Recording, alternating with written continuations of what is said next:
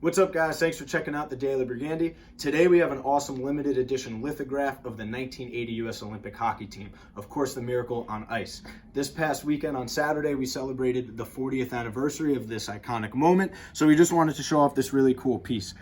It's signed by 13 members of the roster of Team USA, but most importantly, it's signed by Hall of Fame coach Herb Brooks. Now, Herb Brooks passed away in 2003, so this is what makes it, really special that Brooksy, was able to sign this piece before passing.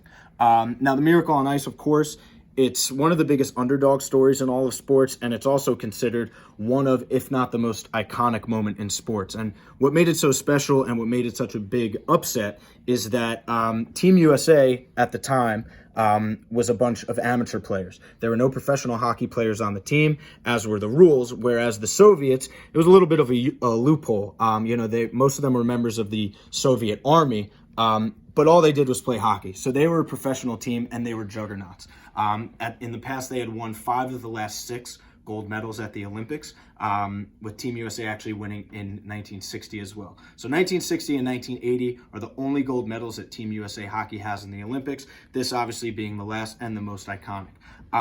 So it's just an awesome moment, a celebration of a bunch of college kids. They're the youngest team in U.S. Olympic hockey history, and they upset, arguably the greatest hockey team ever assembled in the Soviets. Now, what most people don't realize, and it's kind of ironic, we have some silver bars holding this down, and it's signed in silver ink, but Team USA did win the gold medal in 1980, but this wasn't the gold medal game. So after defeating the Soviets, this was a semifinal game. They had to go on and play Finland for the gold medal, which they obviously won. Another note, I talked about the 1960 gold medal that Team USA won. Herb Brooks was actually a player on that team, but he was cut a week before the Olympics started. So he didn't actually win a gold medal with them. And later on, he told his coach, you made the right decision because you actually won the gold medal. And that fueled him going forward as a player and a coach. It just kind of drove him to be the successful, hockey guy that he ended up being, and of course being inducted into the Hall of Fame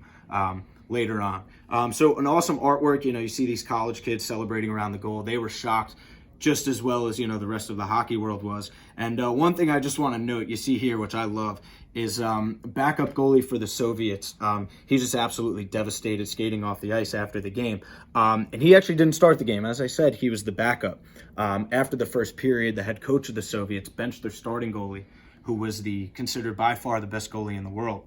And later on, the Soviet coach said that, putting in the backup was the biggest mistake I ever made in my life, because of course, Team USA, a bunch of kids went on to, beat the greatest team ever assembled.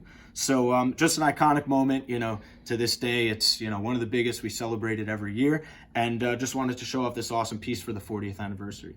If you guys are into hockey memorabilia, collect anything, or if you have any questions, feel free to reach out to us. Thanks for watching the Daily Burgundy, and we'll see you tomorrow.